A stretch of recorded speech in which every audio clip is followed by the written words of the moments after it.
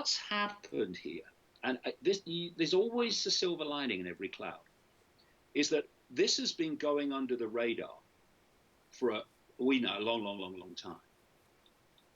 And it's been under the radar, so it's been out of people's even peripheral vision.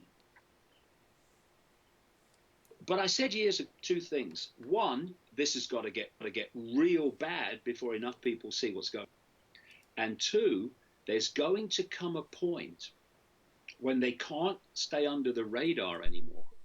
Because if you are going to transform human society in the image that you want, there comes a point where you have to break the surface and actually do it in the realm of the scene where people can see you. And symbolically, what this cult has done has come out of the shadows over this virus scam and the lockdowns. It's come out of the shadows, it's walked into the room, and it's heard the door click behind it. And that door now is not opening again. And one person who is already feeling that is Bill Gates. Bill Gates, on the periphery, most people get on with their lives, not aware of him, manipulating his vaccine horrors around the world.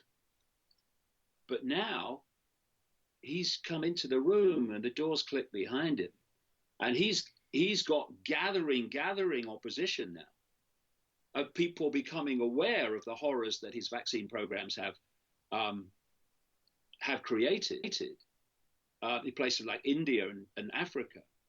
And they're also starting to realize, because people like us are putting it out there, that Bill Gates's money is everywhere over this whole virus thing and vaccines in general.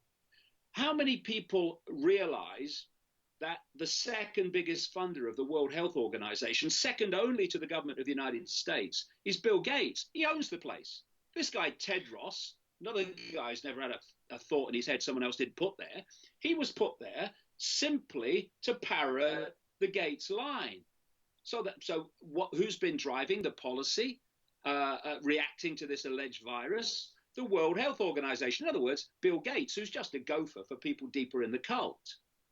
He's the one funding all these alleged vaccine studies and trials going on to find a vaccine. He's saying now that nothing can go back to normal and lockdowns can't end until basically everyone on the planet's been vaccinated with his vaccine.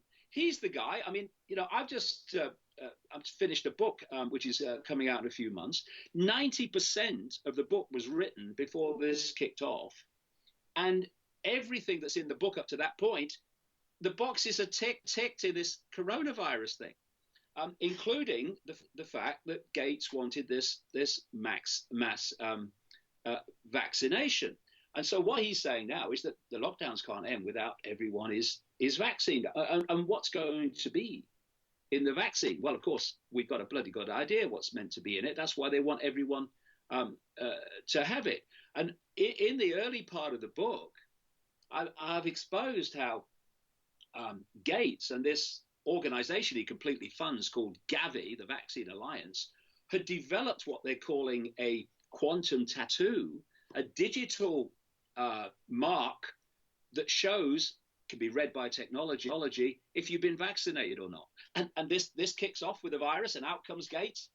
This is what we need to show if you've been vaccinated or not. And if you haven't been vaccinated, well, there's going to be limits on your movement. It's straight from the playlist of this cult, this whatever name you want to call it.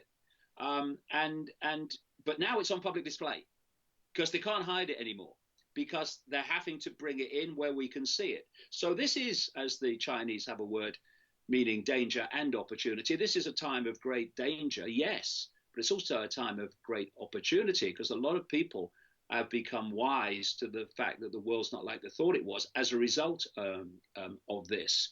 And Bill Gates is not going to have an easy ride anymore. He's already finding that.